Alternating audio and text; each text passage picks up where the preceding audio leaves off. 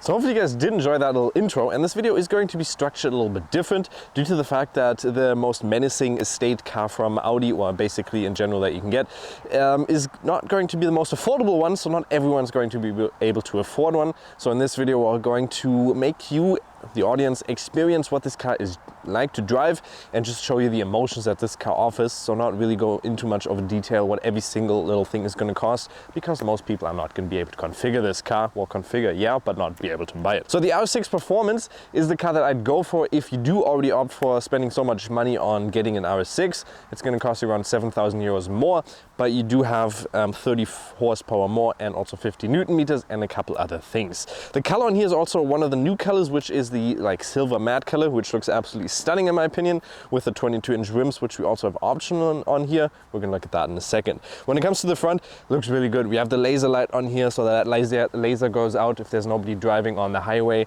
or on country roads, and just makes a little line which shows you everything that you basically need to see. Matrix lights, which work really nicely. Even on the highway, it blends out oncoming traffic, which doesn't work on most cars. This one on the laser light looks perfect and works perfect. This lovely black color in the front, with also the carbon package, which you can get, which is going to cost you quite a lot, but you get carbon touches basically everywhere, and just a very menacing stance from the front, and I really love it. And just a quick side note, the car is going to set you back around 183,000 euros the way it's standing here with all the extras. I mean, the color alone is going to set you back around 5,800 euros.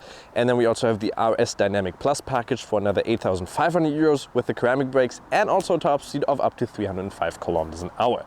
The engine is still the 4-liter bi-turbo V8 engine, which is going to now produce 630 horsepower and 850 Newton meters, so 30 horsepower more and 50 Newton meters more. Like I said, top speed of 305 up to 305, 0 to 100 now down to 3.4. The normal RS6 gets 3.6 seconds. The way they have managed to do that is by increasing the boost pressure from 2.4 bar up to 2.6 bar, and also increasing the compressor wheel by 3 millimeters, which allows for a little bit more airflow towards the engine and therefore just a little bit more oomph behind it. And just a wonderful placement in the engine here, very big, and it's just a V8. I love my V8s and they sound absolutely amazing, especially with this performance exhaust, which we're going to look at here in a second. Vroom, vroom, goes that engine. Vroom, vroom.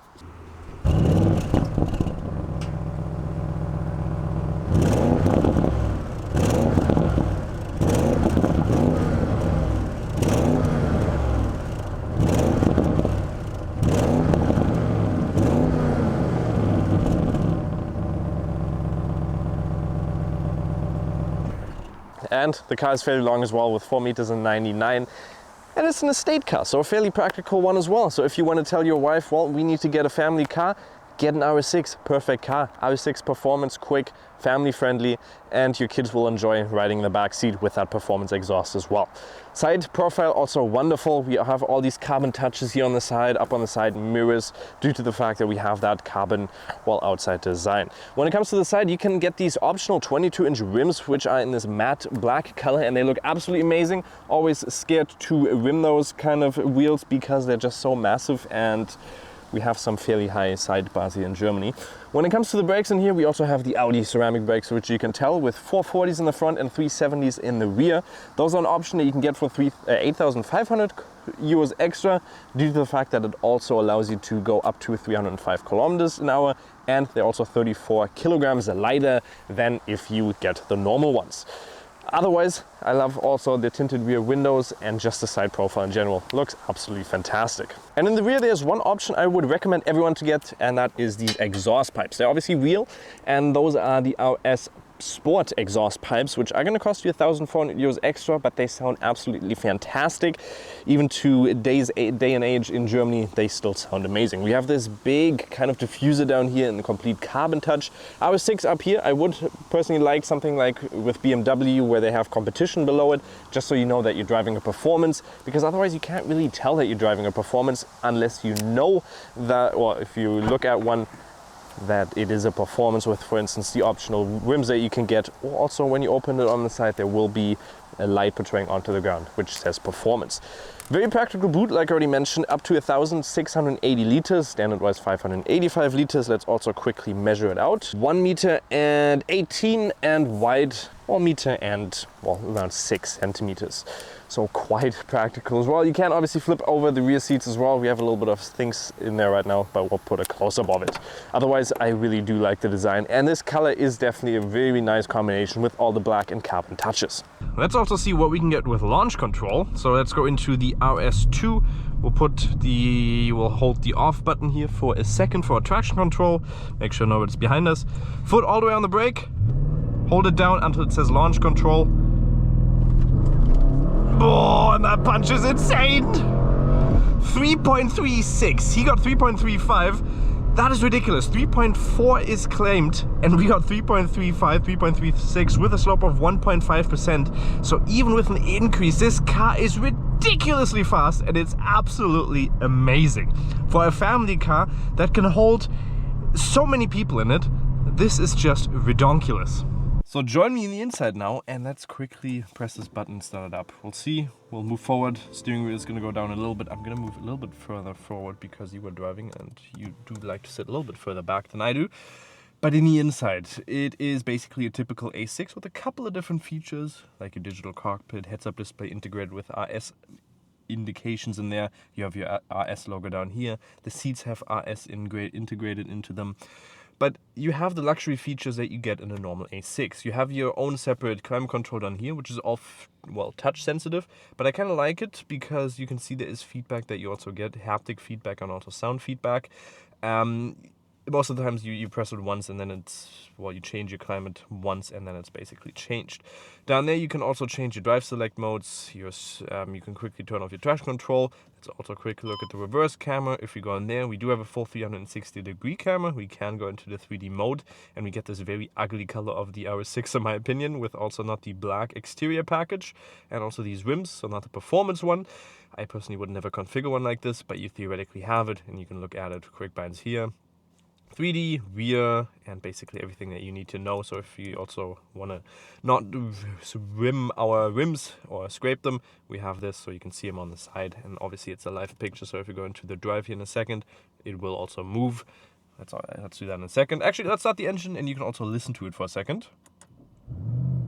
That is an auto. What I love about this, it opens the exhaust no matter in what mode you are, so you can really never have a quiet start, but it opens the exhaust for a second and then it closes them up again to have a low and roaring sound afterwards. But in the start it does like a little vroom and then fairly aggressive. So you can see now if you go into the drive, it is going to obviously move with the rims, but there's no lines indicating in which way you're moving the rims. Otherwise, Apple CarPlay, Android Auto, typical things. We're not going to talk about it too much because the only thing you really want to know about this car is driving it. When driving off, we have our typical safety features. We have heads-up display where, for instance, if you go into the RS mode, it will change a couple of the way it looks and also show you those lines for your optimal shifting. You have a fairly sporty looking side mirror, which is like a fairly slim one, and also a fairly good surrounding view. If you look out the back, we obviously have a fairly big rear window, and just a practical car in general. Is this car a car that you can drive if you're living with family members and, well, just want to use it as a daily driver? Completely. It is very, very comfortable to drive because you also have that suspension here. If you want to use it mainly as a daily driver, you can get the standard air suspension, but you can also opt for this, which is the more of a sporty one, which is going to cost you another, I think, 1,000 something euros, which is even a little bit more stiffer. If you want to use it as a daily driver, I'd go for the air suspension, just to give it a little bit more comfortable riding quality. But you obviously can put it into, for instance, efficiency. If you want to drive on the Autobahn, then it's going to also only use 4 cylinders, and you also have the sail mode in there. And otherwise, you can also put it into comfort for the most comfortable feeling. And then you can also set it up to the RS. We have set RS to be the most sportiest, so we have our exhaust and everything, your suspension, your exhaust sound, your Quattro Sport differential also on the sportiest, and ESC is also on Sport. You can have it on Sport, or also if you hold the button down for a little bit longer to also activate launch control, it's going to completely turn off ESC. But the one thing I also love about this is the steering feel, which is also set up to the most sporty. That basically makes the car so precise and a little bit more stiffened up, obviously, when it comes to the steering input. But there is basically no dead zone. Everything is really precise. So you can see here, every little small movement is going to be translated onto the road. There's no dead zone at all. And it just is so great. If you're driving faster throughout corners and want the car to really, well, mimic what you're inputting into it, it does it perfectly when you have it onto the Sport. It is so precise, and the first time you step in it and you're driving around a corner, you're like, oh wow, this is insanely precise. Everything is translated onto the road. And that just makes it for an optimal car that you want to drive a little bit more sportier around country roads. And then for a perfect cruiser on the Autobahn as well, you can put it into comfortable, have adaptive cruise control on, and then even on the left side, just overtake everybody with 305 kilometers an hour. Obviously, you gotta have your safety limits there, keep distance, and also drive safe.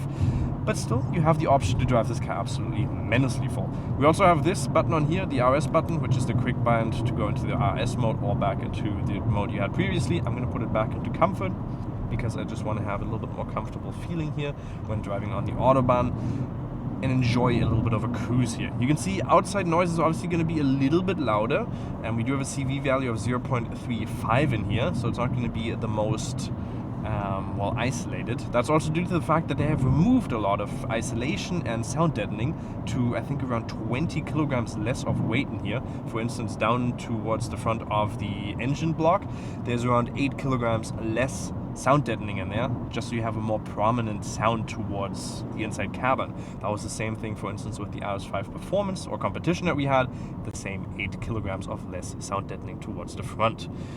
Otherwise, this car is very well equipped when it comes to cornering capabilities. It is so planted to the ground, you can basically go around these corners, even in comfort mode, and have no issue, no traction issue. I've never had any traction issue. Even on a little bit more wetter roads, this Quattro system does such an immense job of putting all the power down.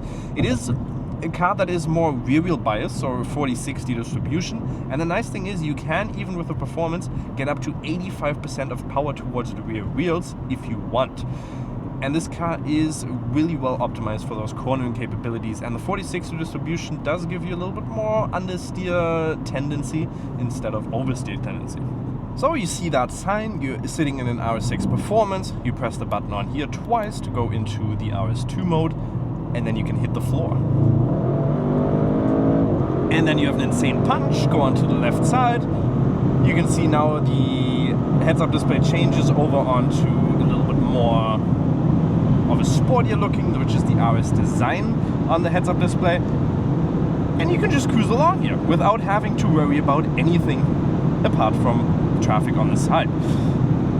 But the kick on here is so immense, and then up to 305 kilometers an hour without an issue, and then you just overtook everybody. You can slow down again, press it again, and you're back into the comfort mode.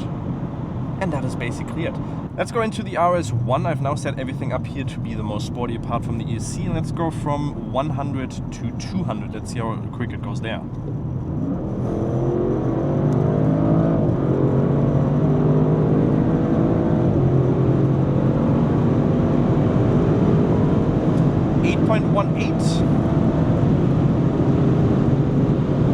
Oh, and that's suspension. Not the best road, but it is quite firm here.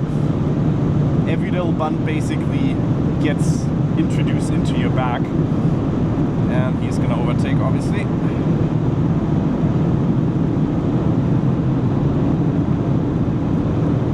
But even here, 230, put your foot down, you still get a punch. 240. 250, 260. It is so quick, and we're going fairly far uphill here right now.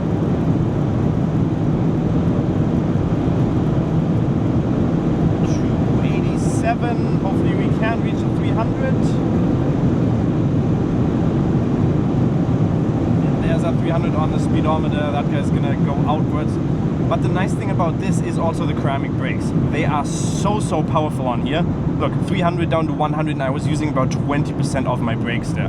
That is ceramic brakes at its finest because they have such a good stopping power. In total, when they're completely warmed up, they're supposed to decrease the braking distance by around 2 meters.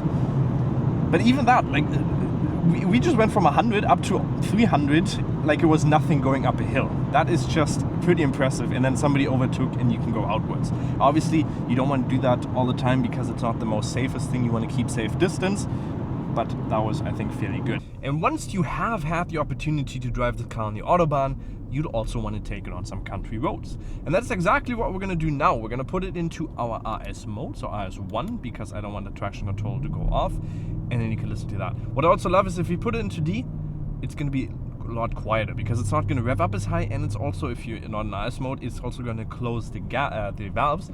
But if you put it into the S, higher RPMs, and also open that valve, and it just sounds amazing. Oh, listen to that. And the crazy thing about this car is how planted it is to the ground when driving. It's sportier. It is so quick around these corners, and the capabilities of this car with the ceramic brakes, you're going to be able to turn in here and completely punch it around and then accelerate outwards out of these corners, which makes it such a menacing car to drive around here. You would not expect it for a car that is almost 5 meters long to be this planted to the ground. 2.1 tons, which is really light considering the size of this car, with all the stuff that they have removed. Sound deadening, around 20-30 kilograms of sound deadening was removed to give you a nicer atmosphere in the inside when it comes to the sound wise, but also to allow you to be lighter and more sportier. Ceramic brakes, 35 kilograms of weight that was removed.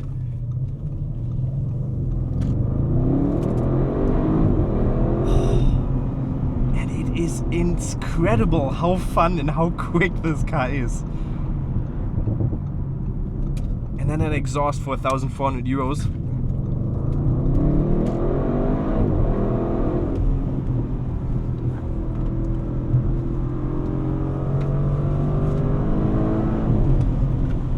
Weight distribution of 40 to 60%, up to 85% in the rear. Holy moly, is this thing quick!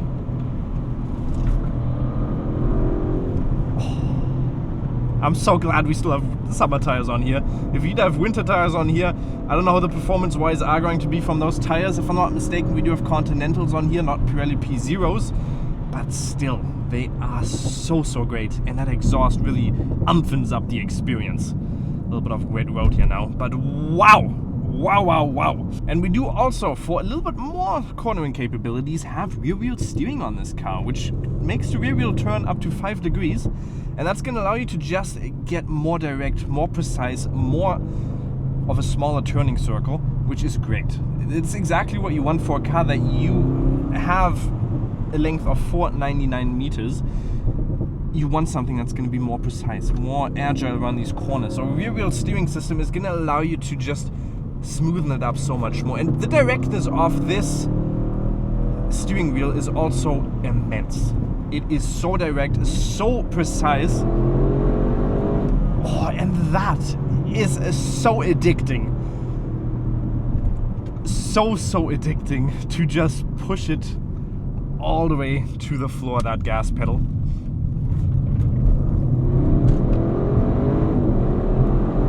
Wow! And then the ceramic brakes.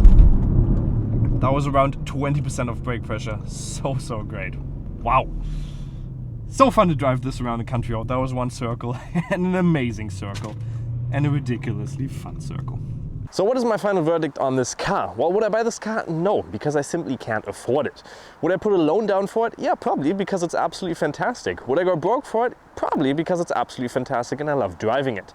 Would I buy it over the new M5 Touring?